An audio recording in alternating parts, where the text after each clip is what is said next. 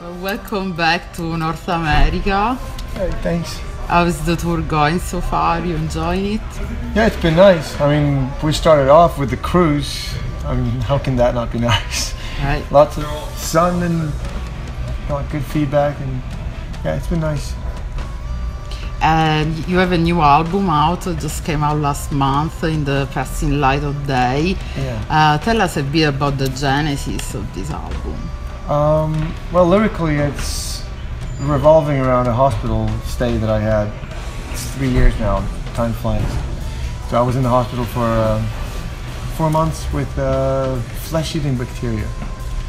So that was a very different experience. Very memorable year in so many ways.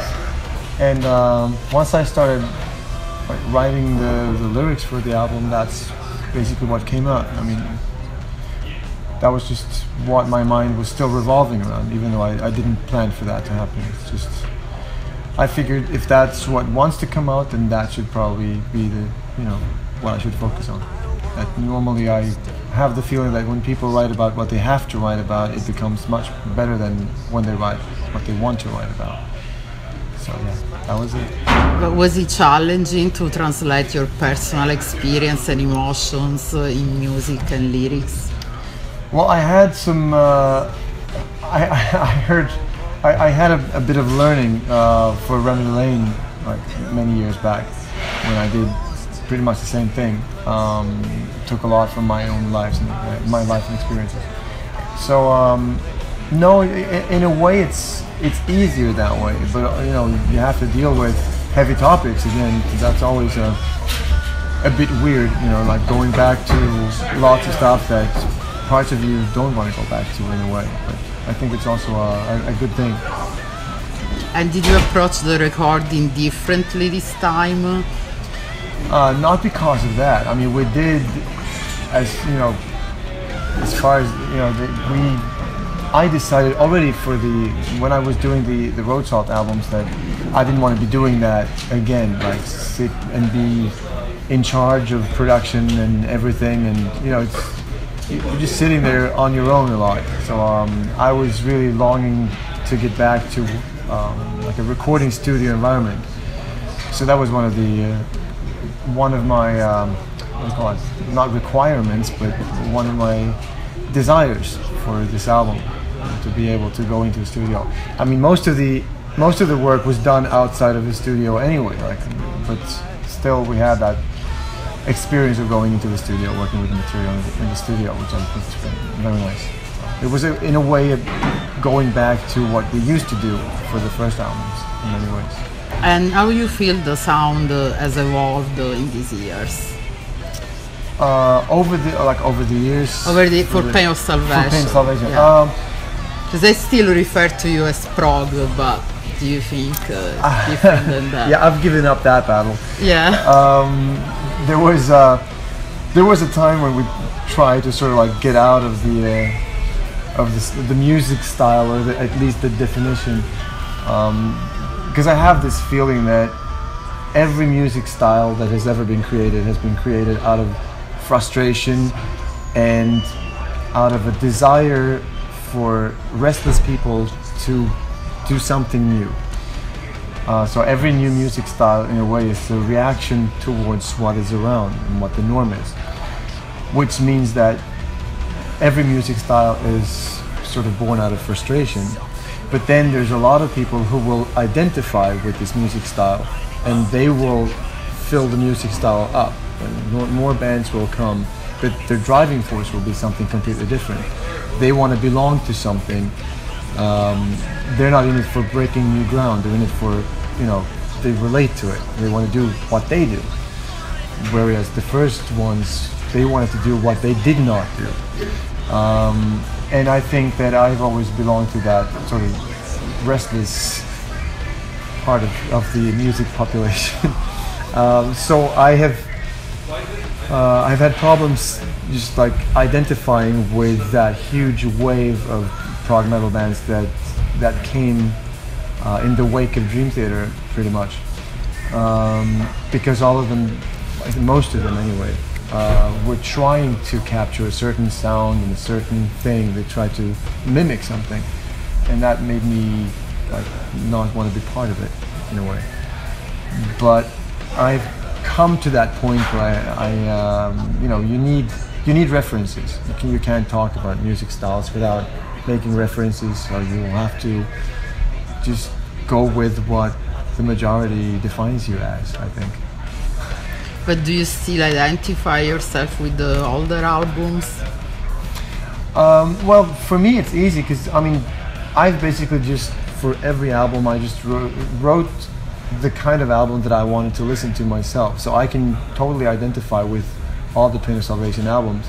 And for me, I guess for a fan, let's start in this end. For me, the movement is smooth and I don't know, like it's like a spiral. You have a direction and you spiral around that direction. Like with soft turns, you change your like the way you write music, the way you listen to it. You try new ways, and it's a smooth process, a smooth journey. But the albums will be scattered across these, you know, this direction, this line. So to an outsider like the fans, it will seem like you're having one album here and then one album over here. But being part of the process, it's a smooth curve.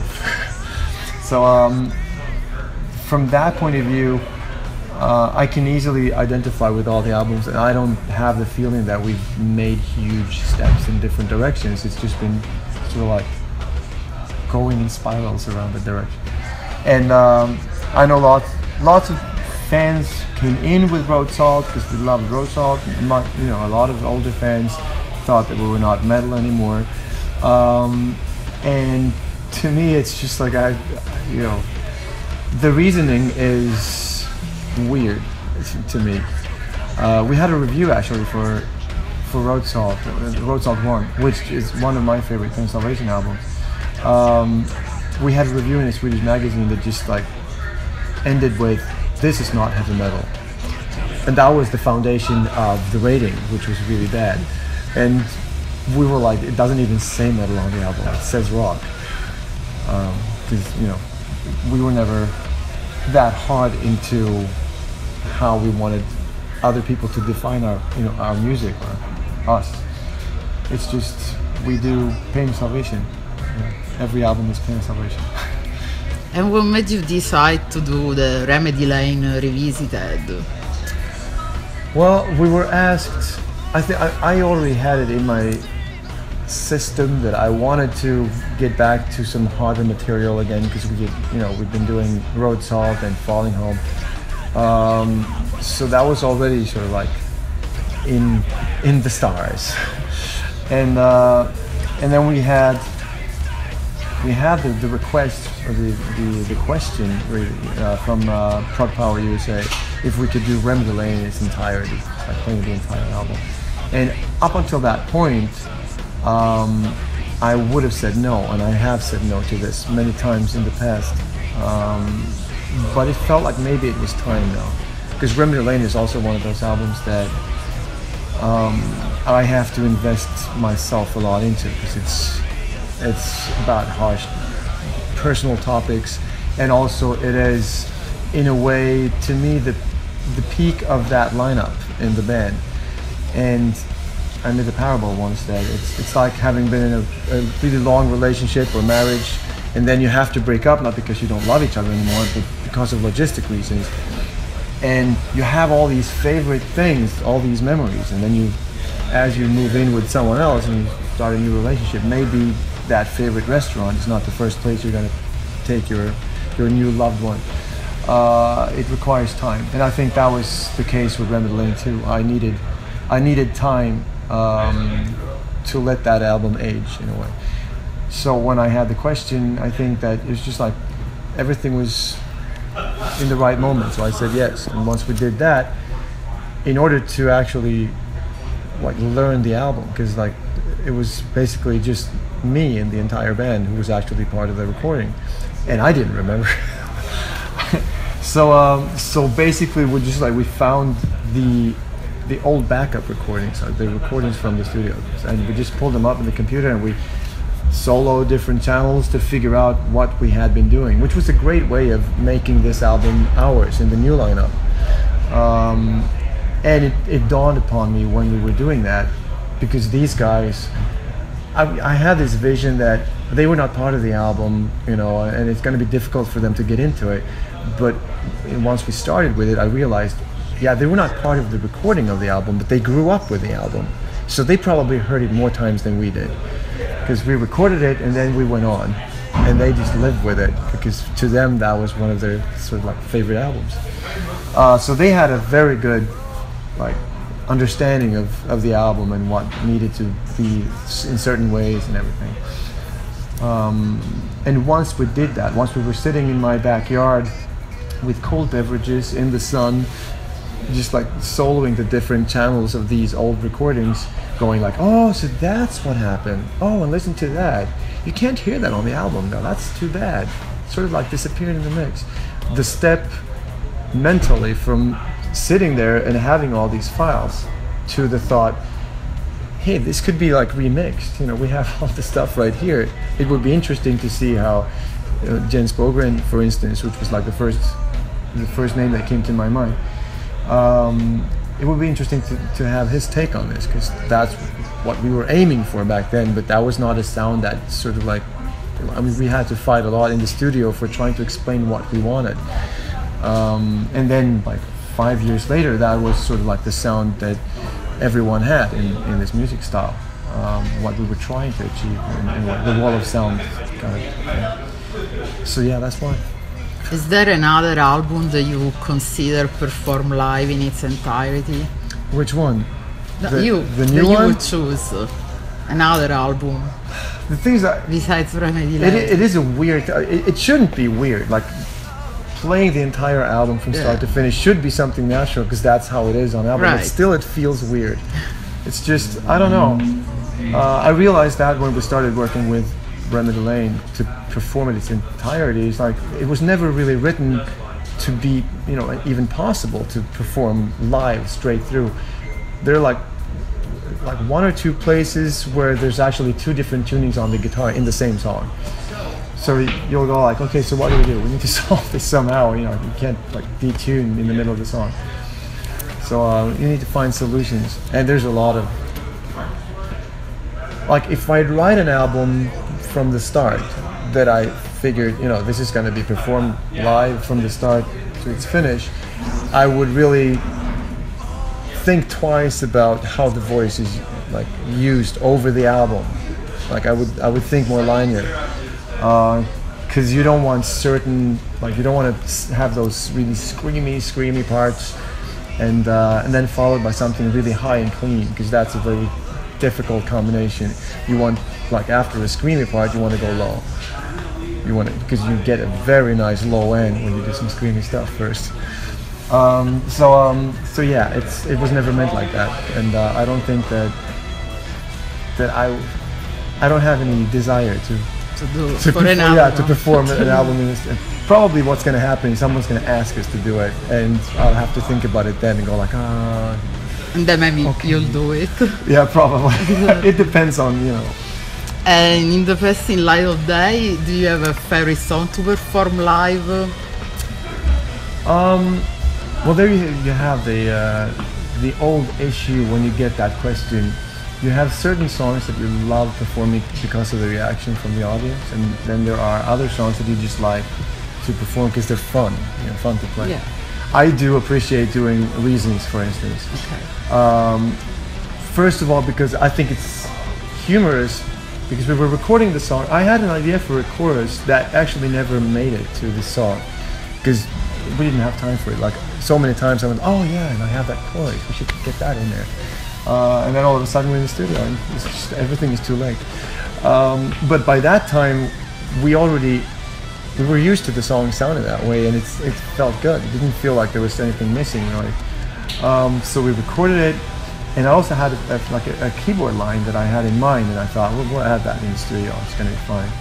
And the same thing for that. It just like, it's not necessary. It's raw. It's good as it is. And then we were going to make a video out of it. And not until then did I realize that there were no keyboards at all the entire song. So we had to like think twice about the video. Like, so what are we gonna do? Just like have the keyboard there and he's gonna like fake keyboard, or have the keyboard and he's not playing it, just standing there. Or, you know, he could play the guitar, because we do have 3 guitars on the actual album. So would you want to play guitar for that song? Yeah, hell yeah. So yeah, so that's it, and we're doing that live too. So that's a favorite thing for me, like having D2 behind the keyboard playing guitars. We're like 3 guitar players. Yeah, Eagles, man. Speaking about the video, for reasons, you also released the video for Meaningless. Did you participate to create the visual concept for these videos? No, basically what I did was I was in contact with the guys who I asked if they could make the video, and I just gave them like free hands to like I gave them the song, the lyric, and lots of conceptual notes and stuff. A lot of it is in the media book version of the album, and just said, like, you know, take and see what comes up, and you know, and I had the script back and I was like, I did not see that coming. So that was interesting. I was lying on a metal stretcher for like almost 7 hours straight. I went up to go to the bathroom once, like 4 minutes, and except for that, it was just like almost 7 straight hours lying on a cold metal stretcher. That was weird. And Falling Home, you redid acoustic some songs. Yeah. Was that something you planned, or you had an idea about it when you went to tour in Europe acoustic, or it was a brand new idea? We had an album called 12/5 many years back, yes. And that was just because they asked us from a radio station if we want to like play an acoustic show, and it was basically the same thing. We were asked by a German promoter if we would want to come and play an acoustic show in Germany, and so we were like, yeah, sure, that's gonna be fun. And then like the next thought was like, but if we do, let's not make it just like playing the songs acoustically, like just removing the electric sounds.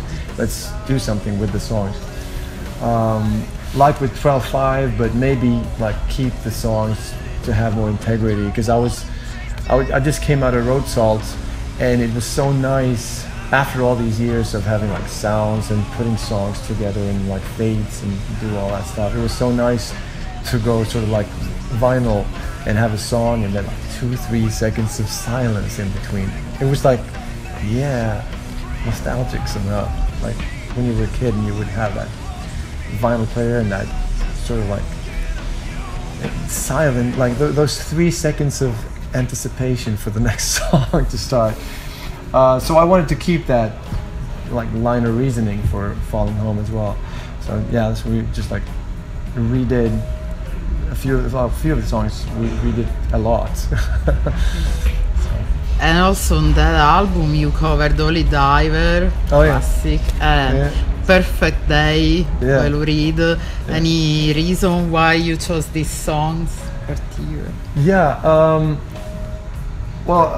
Perfect Day was a very simple reason. It was just because I had just performed that song at my niece's, is that the word for it? My wife's sister's wedding. They asked for that song. I'd never heard it before, and I listened to it, and at first I was like, really? This song? You know, at a wedding? But after a few listens, I really liked it a lot. And I just asked Frederick, our former keyboard player, if he would want to tag along up and just do like, I play acoustic guitar and sing, and he's playing like an organ. And so he did. And once we got the offer of the acoustic show, that was just like, I don't know, like a month after that. So that song was in my system, so I felt like that could be a cool song to add there, like with an entire band. Holy Diver comes from two traditions in Pain of Salvation. Like there is this, we started many years back when we were still teenagers, we would be rehearsing for hours and hours and hours in the rehearsing room because we thought that was fun. And after a while, you get restless and tired of the songs. So once you've like played everything through a few times and you've worked with it, we started playing ultra speed versions of songs. So we'd basically play the song but really, really fast and see if we could pull through. And then we did that for a few years. And then out of that, we began another tradition, which was to play a shuffled jazz version of the songs. And preferably without having tried it first, because we have lots of odd time signatures and stuff. It's always interesting to see how everyone will solve it when you get to like a 7/8 and you're in shuffle. It's like, so what do we do here? Just like you'd have to go with it and try to like have communicate silently while playing it. And that happened a lot of times with different songs in the rehearsing room. Just like, yeah, let's do that one. And then we had an offer to play a few songs acoustically at an award in our hometown. And so we figured like let's play Exclamation Mark, but shuffle, like a shuffle jazz version. And a few years after that, we had an offer to play Dio songs at like a metal, like a party with a theme, you know, like, so the theme was 80s metal, and they asked us if, you know, there are lots of artists and stuff, and everyone gets to cover 3 songs of a famous 80s artist, and we got Dio on our plate. So then, coming out of that tradition of doing the shuffle jazz versions, it felt natural to do that to Holy Diver. So we did, and I just felt after that gig where we'd play that in front of 300 really drunken people who had no clue what we were doing. I felt, because we had all the harmonies nailed down, and it was just very nice. And I just felt that the version we did deserved a little bit more attention than that. So when we had this offer of making an album of the German acoustic gig, I felt, let's add that. It's a cool thing.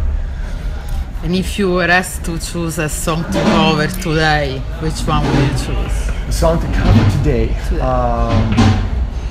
I don't know. I have to sort of like stumble across it and feel like I have to do this. I have to. Okay. The song I on like 2 or 3 times I've made a really sort of like a spooky version of New York, New York.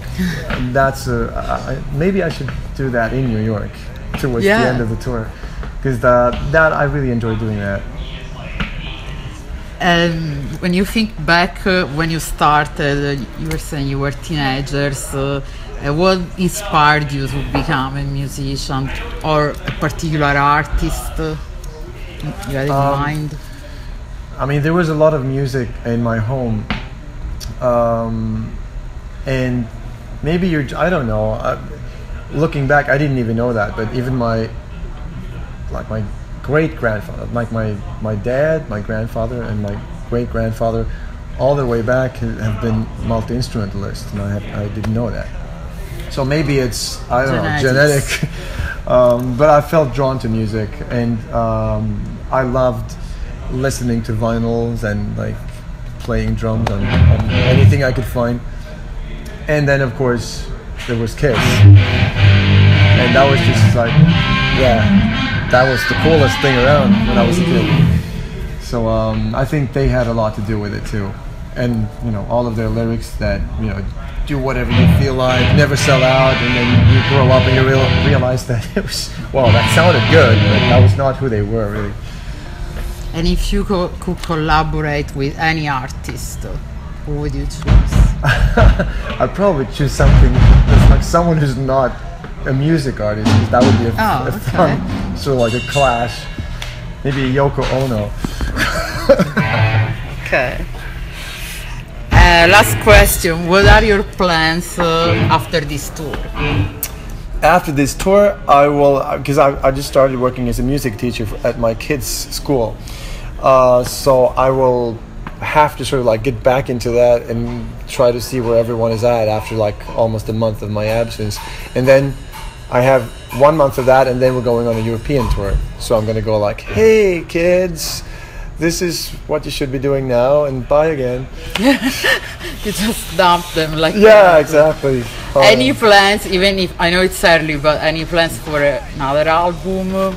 There's always lots and lots of material in my head and on my phone and everywhere. So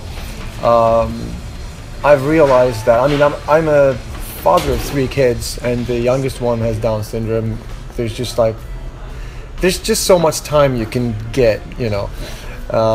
So I think at this point in my life, at this age, it is very much about time and possibilities rather than inspiration. That's never been my problem. So just finding the time to actually go through all the steps and get from idea to actual release of an album. That's a much more difficult process right now, and for everyone, because everyone is like, we don't have any teenagers in the band anymore.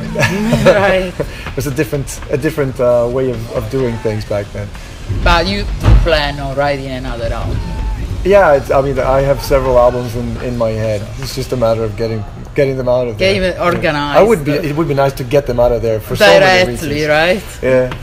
Okay, well, good luck with everything, and thank you for the interview. Thank you very much. It was a pleasure.